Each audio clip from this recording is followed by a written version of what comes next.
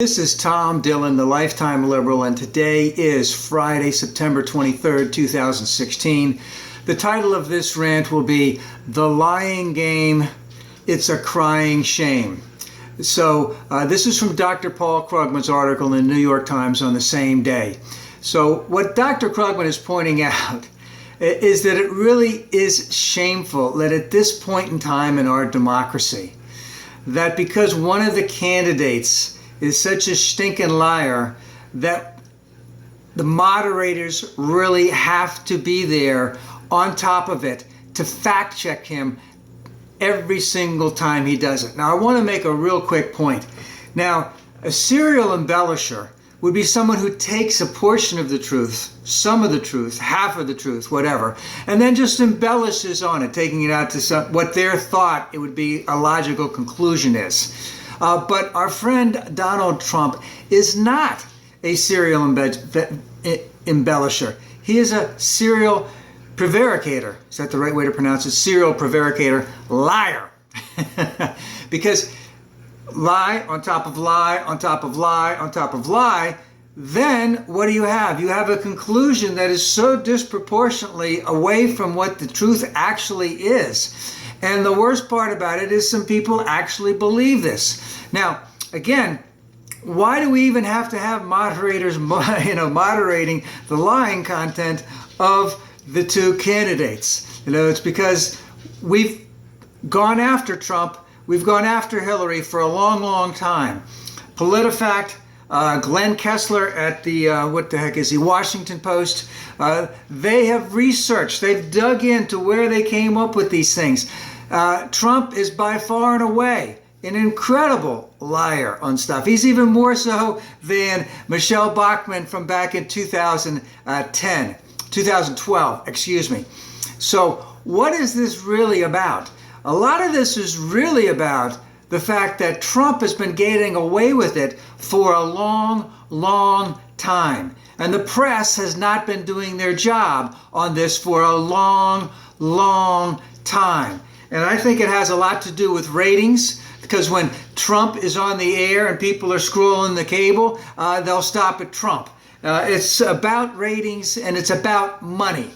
And that's what it's about. And also the press, let's just say the word press as opposed to the TV press, basically has thrown in there as part of their, I won't even call it due diligence, to try to maintain the fact that there are two sides to every story. And if you want to put it like that, there's yes, but if one person is lying out their a-hole and another person is just telling a couple bits here and there, and you try and make the claim in the print that both sides are doing it because you want to give an equal balance to the story, and that false equivalencies are okay. This is what the crying shame is all about, is the press not doing their job. The press not jumping all over Trump from the beginning. Now remember also at the beginning, his 16 fellow candidates in the Republican Party, was it 15? Does he make 16? I can't remember. But they weren't going after him quite as badly or nearly at all, because basically they believed in everything that he was saying. They just would never say it that way. And of course, Trump got a lot of traction out of that. He's telling it like it is, and people like that. So if we just take two quick examples, the Trump Foundation versus the Clinton Foundation, we know that the Clinton Foundation, any big organization doesn't do every single thing perfectly every single day, whether it is a charity as opposed to a business that's making money, etc. No one does things perfectly. There's always conflicts of interest. There's always stuff that's going on. But how well is it run? And if we compare the Clinton Foundation and the money that they have given away to charity and the types of things that they have tried to do to help people all over the world, just astronomically different, better, than what Trump has been doing with his money, where it appears as if he's using his foundation to pay off debts. So there should be no false equivalency. There should be no both sides do it type of a thing. One of the other things, just in reference to the emails, is that there's never been anything to the emails. It's never had anything. If you took anything on a scale of 1 to 100, Hillary's emails might have rated 5. If you want to even give the Republicans some advanced, so it's a little few points on top of it, maybe 10%. There was nothing there from the beginning. All right, it was a contrived, made up, right-wing scheme to take down Hillary, to try and do anything they possibly could, to bring in false innuendo, to bring out outright lying, to say because of this, then this, and this. And then again, but then if you even look at Benghazi, it's all about that. So all of that has been very, very well researched, and there's nothing there. So again, why is it in 2016 that the press isn't doing their job, that they have not been doing their job? They've been throwing in, both sides do it, they've been throwing in false equivalencies. And it really needs to be pointed out. And this, ABC, NBC, CBS, MSNBC, CNBC, PBS, they're going to have a bigger market share than Fox, I hope.